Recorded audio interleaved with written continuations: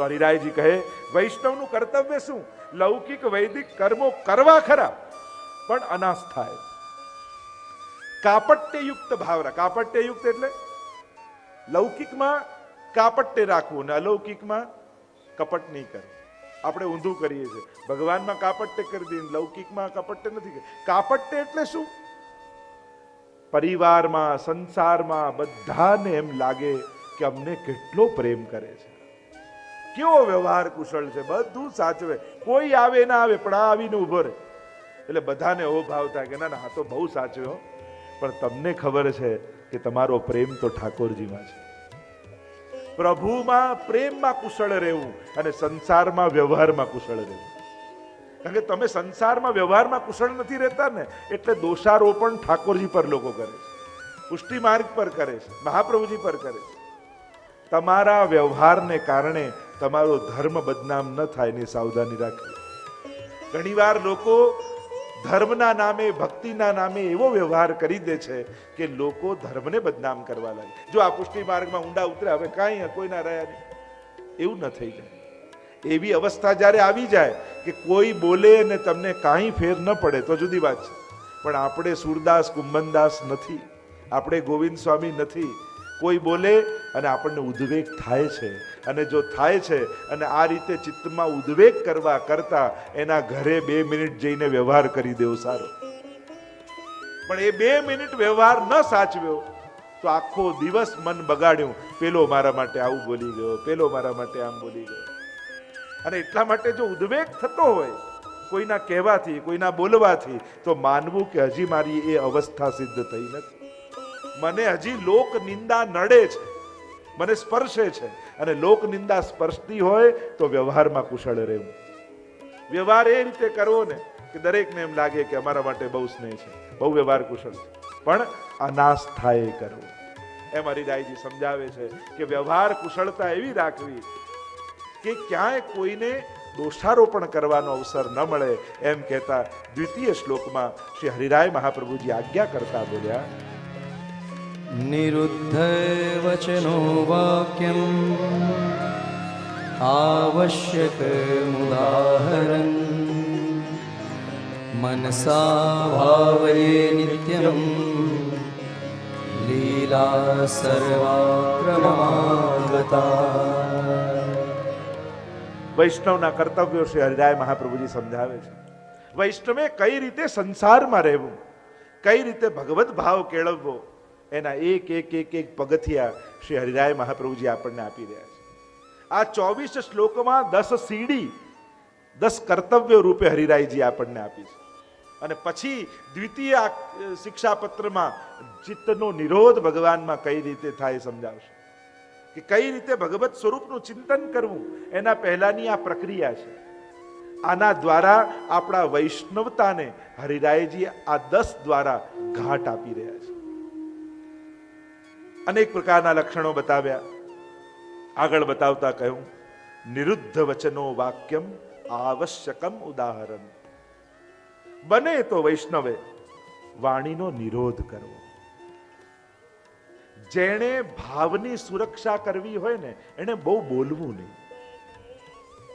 અને જો બોલવાનો જ સ્વભાવ હોય તો ભગવદ નામ લેવું. પણ વધારે બોલવાથી, લૌકિક બોલવાથી હૃદયમાં રહેલો ભગવત ભાવ નાશ પામે છે.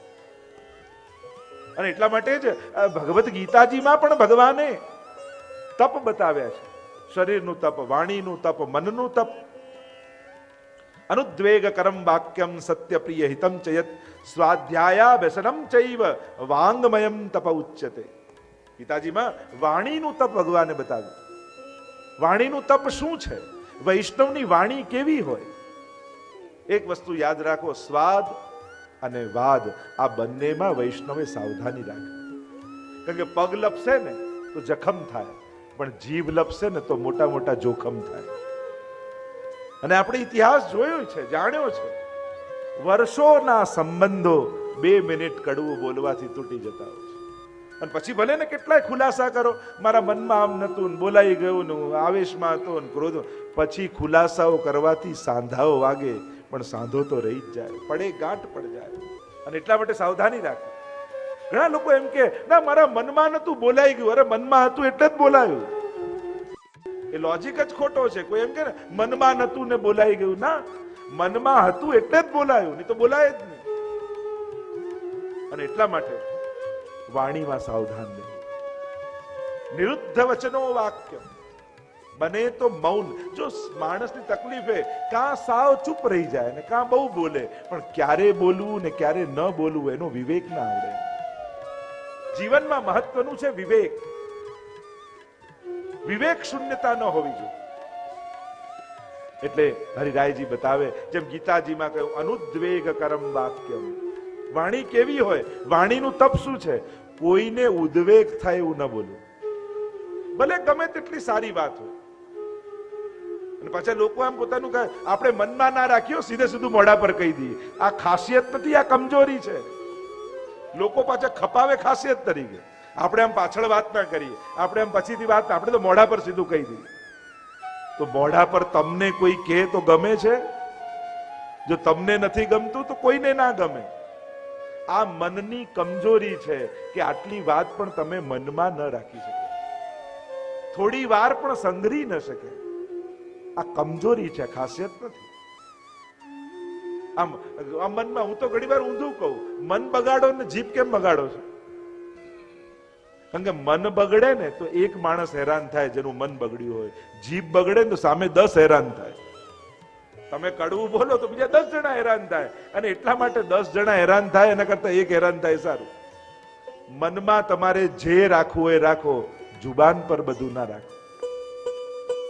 આપણે ઊંધું કહીએ કે જુબાન પર સીધે સીધું કહી દો, મનમાં આવે.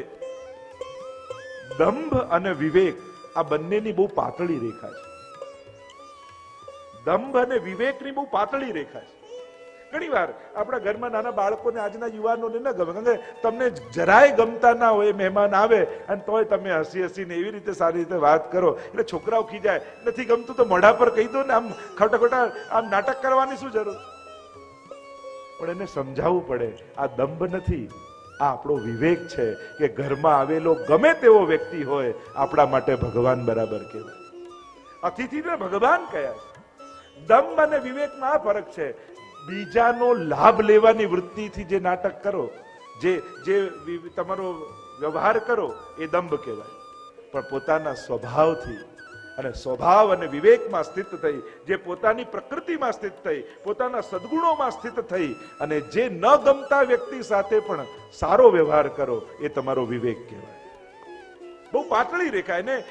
એને મૂલ્યાંકન કરવું યા એનું વિવેચન કરવું જલ્દી ખબર ન પડે કે આ દંભ છે કે વિવેક છે. પણ વૈષ્ણવતાના સંસ્કાર આપણી અંદર છે. ન ગમતાને મોઢે ન કહી દેવાય કે તું નથી ગમતું. એની જોડે વ્યવહાર તો ઉત્તમ જ રખાય, કારણ કે આપણે તો વૈષ્ણવ છીએ. સદગુણો આપણું કર્મ નથી, આપણો સ્વભાવ છે. ઉત્તમતા આપણા કર્મ નથી. વૈષ્ણવે સારું વિચારવું એમ નહીં, સારો વિચાર જ વૈષ્ણવને આવવો જોઈએ. પ્રયાસ છે ત્યાં સુધી ક્યાંક ઉણપ છે. અને એટલા માટે સદગુણો આપણા કર્મ નથી, આપણા સ્વભાવ છે. જેમ તમે કોઈ પરફ્યુમ લગાડીને, મોંઘામાં મોંઘું પરફ્યુમ ખરીદ્યું, લગાડીને જાઓ અને સામેથી મિત્ર આવતો હોય ને તમને એમ થાય કે આ સુગંધ આને આવે તો સારું, એટલે પૂછે તો ખરા ક્યાંથી લાવ્યો. એટલે મિત્ર આવતો હોય એટલે તમને એમ થાય કે આ સુગંધ એને આવે તો સારું, અને તમે મિત્રને મળીને આગળ ગયા અને સૌથી મોટો દુશ્મન તમારો સામે આવ્યો અને તમને એમ થાય કે આ સુગંધ આને ના આવે તો સારું. પણ એવું પોસિબલ છે કે જે સુગંધ મિત્રને આવી એ દુશ્મનને નહીં આવે? એમ જ તમારા સદગુણો, તમારા કર્મ હશે ને તો બધાને અનુભવ નહીં થાય, પણ તમારો સ્વભાવ હશે ને તો જે મિત્રને અનુભવ થશે એ જ દુશ્મનને પણ અનુભવ થશે. જો સદગુણોને સ્વભાવ બનાવ્યો તો, તમારા વ્યક્તિત્વની સુગંધ બનાવી તો એ સુગંધ જેટલી મિત્રને આવશે એટલી જ શત્રુને પણ આવશે. અને આપણા સદગુણો એ સમાજ પર કરેલો આપણો ઉપકાર નથી. લોકો પોતાના સદગુણોને પણ ઉપકારની જેમ ખપાવે. પણ હું સાચું બોલું, પણ તારે સાચું બોલવું જ જોઈએ, એમાં કોઈના પર ઉપકાર નથી કરતો. પણ હું ક્રોધ નથી કરતો તો ક્રોધ ના જ કરવો જોઈએ. પણ હું ચોરી નથી કરતો તો ના જ કરવી જોઈએ. આપણા સદગુણો યા સત્કર્મો સમાજ ઉપર આપણા ઉપકાર નથી, એ આપણા કર્તવ્યો છે. આપણે એવું હોવું જ જોઈએ. તો અનુદ્વેગ કરમ વાક્યમ, વૈષ્ણવની વાણી કેવી? તમારી વાણીથી કોઈને ઉદ્વેગ ન થાય એવી સાવધાની તમારી અંદર છે. કોઈનું દિલ ન દુભાય અને દરેક વાત એ જ ટાઈમે કહી દેવી જરૂરી ને. ઘણી વાર લોકો એમ કહે કે હવે સાચું બોલીએ ને એટલે કડવા લાગીએ છીએ. વાત ખોટી છે. આપણે બોલવું કડવું જ હોય છે, સત્યનો તો ઢાલ રૂપે ઉપયોગ કરતા હોઈએ છીએ. આપણો આગ્રહ સત્ય બોલવાનો નથી હોતો, અપમાન કરવાનો જ હોય છે, કડવું લાગવાનો જ હોય છે, એને કડવું લગાડવાનો જ હોય છે. ખાલી સત્યનો તો કપડા પહેરાવીને કડવું બોલતા હોઈએ. સત્ય કડવું નથી, પણ કડવું બોલવું હોય ને ત્યારે સત્યના કપડા એને પહેરાવીએ છીએ. જોજો, જ્યારે જ્યારે તમે સાચું બોલવાનો આગ્રહ રાખો છો ત્યારે વિચાર કરજો, અત્યારે તમને કડવું લગાવવાનો, અપમાન કરાવવાનું ઇન્ટેન્શન છે કે સત્ય બોલવાનું ઇન્ટેન્શન? તમારો ઉદ્દેશ્ય શું છે?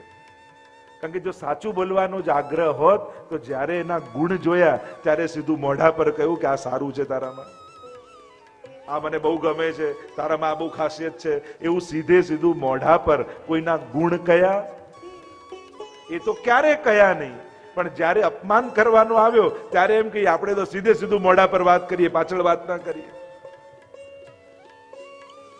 કડવું બોલવાનો એને જ અધિકાર છે જેને ગુણ પણ ગુણ બોલ્યા હોય. તમે એ રીતે સત્યની શરૂઆત કરો જે પ્રશંસાથી હોય. તમે કોઈના વખાણ ક્યારેક સીધા મોઢા પર કર્યા હશે ને તો ક્યારેક એની નિંદા કરશો ને તો એને ખોટું નહીં લાગે, કારણ કે એને ખબર છે આને કડવું બોલવાનો ભાવ નથી, આ સાચું બોલનારો છે. સત્યને પણ એ રીતે બોલવાનો આગ્રહ રાખો કે લોકો સાચું સાંભળવા તમારી પાસે આવે. તમે પોતાની જાહેરાત કરે રાખો કે હું સાચું બોલું એટલે કડવું, એ આપણી જાહેરાતથી ન થાય. તમારું સત્ય એવું મધુર અને ઈમાનદાર હોય કે લોકો સાચું સાંભળવા તમારી પાસે આવે. અનુદ્વેગ કરમ વાક્યમ સત્ય પ્રિયમ હિતમ ચયત. સત્યની સાથે પ્રિય ને હિત જોડાયેલું છે. અને એટલા માટે હરિરાયજીએ કહ્યું નિરુદ્ધ વચનો વાક્યમ, વાણીનો નિગ્રહ અતિ આવશ્યક છે. વૈષ્ણવને 4 વસ્તુ બતાવી બહિર્મુખતાની, કે આપણી અંદર બહિર્મુખતા આવવાના 4 કારણ આચાર્યોએ કહ્યા. યદા બહિર્મુખાયુયમ ભવિષ્યત કથમચન તદા કાલ પ્રવાસતા. તો આ બહિર્મુખતા ક્યારે આવે? અને બહિર્મુખતા આવીને પછી કોઈ નહીં બચાવી શકે. ભગવાનથી વિમુખ થયા પછી બચાવનારું કોઈ નહીં. કારણ કે દુશ્મન ક્યાંય કોઈ બહાર નથી, દુશ્મનને તો લઈને ફરીએ છીએ. પેંડો સામે પડ્યો હોય, તમને ખાવાની ઈચ્છા થઈ તો વાંક પેડાનો કે જીભનો? વાંક કોનો? પેડાનો ને. એ સામે આવે નહીં, જીભનો. તો તમને બધાને તો ખબર છે. હવે આ જીભ જ્યાં લઈને જશો ત્યાં પેડાને ગોતશે કે નહીં? તમને ખબર છે કે વાંક જીભનો છે, છતાંય વ્યવહારમાં તો તમે પેડાનો જ વાંક. આ તો આણે ગુસ્સો અપાવ્યો એટલે, નહીં તો મને ક્યાં આવે? ઘણા લોકો કે આપણને કોઈ છંછેડે નહીં તો ગુસ્સો ના આવે, તો કોઈને ના આવે. કોઈ છંછેડે તો કોઈને ના આવે. કોઈ છંછેડે ત્યારે શાંત રહીએ તો શાંત કહેવાય. વિપરીત સંજોગોમાં તમે જેવા છો ને એવા જ તમે છો. અનુકૂળ સંજોગોમાં પોતાનું તારણ નહીં કાઢવું. આપણે શું શાંત થઈને એકલા ખુરશી પર બેઠા હોય ને ત્યારે એમ લાગે જો હું કેવો સારો છું, તો ત્યારે તો બધાય સારા હોય. પ્રતિકૂળ વ્યક્તિ, પ્રતિકૂળ પરિસ્થિતિમાં આપણે કેવા રહી શકીએ છીએ, આપણે એવા જ છીએ. અને એટલા માટે હંમેશા વિચાર કરો, જીભને કારણે ઈચ્છા છે. હવે જીભ તો લઈને જ ફરીએ છીએ, આંખ તો લઈને જ ફરીએ છીએ, કાન તો લઈને જ ફરીએ છીએ. આ બધું તો સાથે જ છે, બહાર ક્યાં છે? અને એટલા માટે જ્યાં જશો ત્યાં ઇન્દ્રિયો આવવાની છે અને પેડાઓ ગોતતી રહેવાની છે. કોઈ ઈંટ ચૂના પથ્થરની દિવાલમાં સંસાર થોડી હોય છે. તમે એમ માનો છો, ઘણા એમ માને કે આ ઘર છે એટલે બંધાયેલો છું, પરિવાર છે એટલે બંધાયેલો છું. ના, બંધન તો અંદર રહેલી ઇન્દ્રિયોની લાલસામાં છે. અને જ્યાં જશો, ઘર છોડીને જંગલમાં જશો ને જે ઝાડ નીચે અઠવાડિયું બેસશો ને તમને એમ થઈ આ ઝાડ મારું, અહીંયા તો કોઈને બેસવા નથી. આપણને થતું કથામાં એક દિવસ ખુરશીમાં બેઠા હોય, જે ખુરશીમાં આપણને આ જગ્યા તો મારી, આપણને ના થઈ જાય. એક 7 દિવસની કથામાં જ્યાં બેઠા હોય એ જગ્યા માટે આપણને આગ્રહ થઈ જાય તો આ તો સ્વભાવ છે જીવનો. પકડી રાખવું એ મનનો સ્વભાવ છે. બહુ સહજ છે. આમાં કોઈ વિચિત્ર વાત નથી. બહુ નેચરલ છે. આ બહુ સહજ છે. આ નેચર છે આપણું.